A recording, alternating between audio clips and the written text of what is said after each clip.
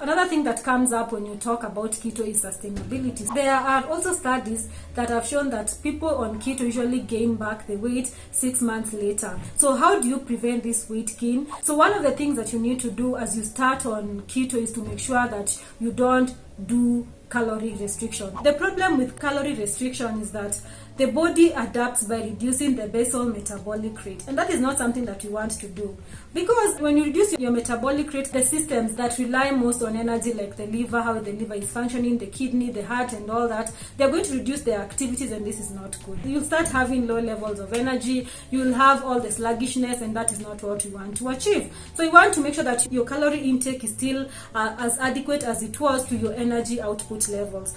Of course, if you are taking up 4,000 and your BMR is not as fast to accommodate the 4,000, we are going to reduce your calorie intake, because we also want to match up your BMR, so to ensure that you're not storing too much, and this is where obesity comes in. Another thing that you can do to prevent the further weight gain and promote ketosis for longer is definitely physical exercise.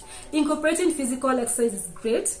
Someone will tell you, but you've reduced my carbohydrates, and the carbohydrate is the main source of energy. No, you can still get fuel from fat. And another thing, someone will also tell you, you've told me to moderate on protein. If your physical activity is not high, by high I mean you go to the gym for more than 1 hour a day, you don't need the high protein intake.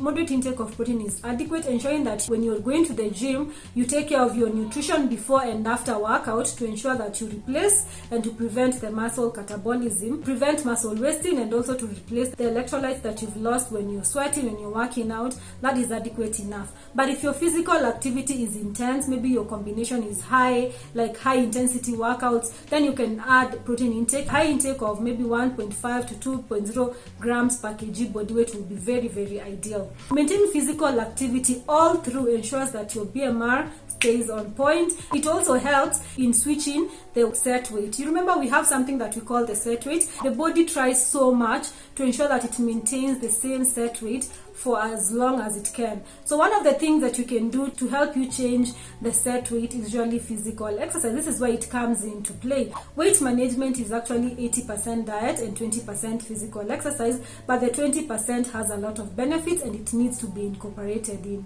Of course, your system is going to start to try so much to repel you to eat, because it works like that. So at this stage, you need to incorporate intermittent fasting. Before we continue, there are things that are going to determine how fast or how slow you get into nutritional ketosis.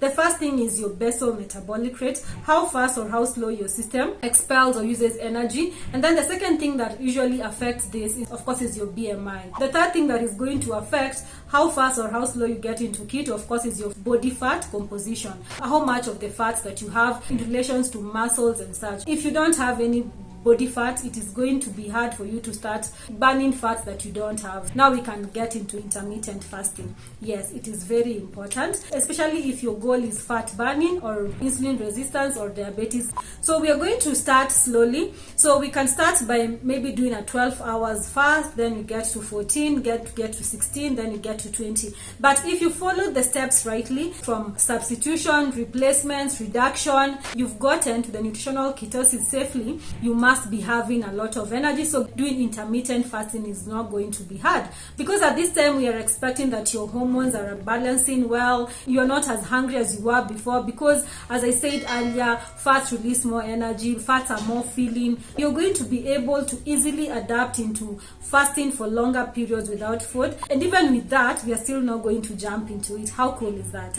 Over here we do things gradual but surely, because at the end of the day, what you usually want to achieve is results that are permanent and that are sustainable.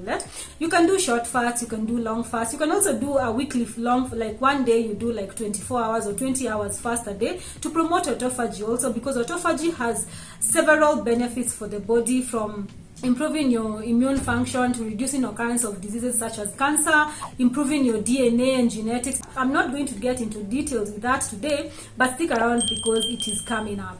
Another thing that I usually focus when I'm talking about any form of dietary adjustment is to make sure that my clients or my viewers don't feel as if they're being punished. That is why I usually talk of a slow, gradual but sure, because when you're going step by step, it is going to be easier for us to sustain it, and you're not going to feel bad about things that you've left behind. Because remember, when you're starting slowly, you're going to get rid of those cravings slowly. You're going to also improve your relationship with food. So by the time you get into this phase, our hunger cravings, midnight snacking has come to an end. If we've successfully switched our energy sources, as we reduce our carbohydrates, we're not going to limit carbohydrates completely, because remember, the liver and the red blood cells cannot utilize ketones for energy or for functioning. So they still need some carbohydrates, and that is why we are still going to ensure that there is an intake, maybe 5 to 10%. It can even go to 30%. It never hurts anyone.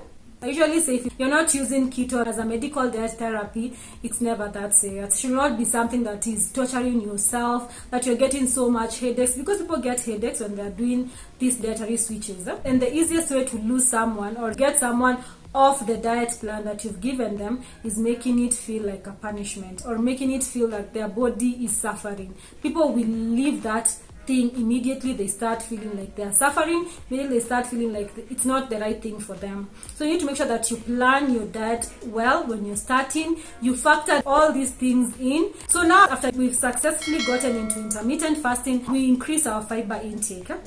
With caution, remember that overconsumption of fiber, overconsumption of fat limits the intake of other nutrients like protein. Remember that on our food choices, as we're starting on keto, we need to make sure that our sources are as dense and as healthy as they can be. What do I mean? That if you're taking up a fat source, it should have other macronutrients if it's possible. They should be in good amounts as well. So you're going to have maybe like something like an egg. It has iron, it has vitamin A, it has protein, it has all this. An egg is a good example of a nutrient-dense meal or a nutrient-dense food that you can include on keto. Another thing is an avocado. An avocado is very nutritious. It has the quality essential fats. It has the potassium. Now, if you have gut issues or if you have stomach issues before you start on keto, it will be advisable for you to heal and repair your gut. I did a video on that, and I will link it up here so that you can have a look after this.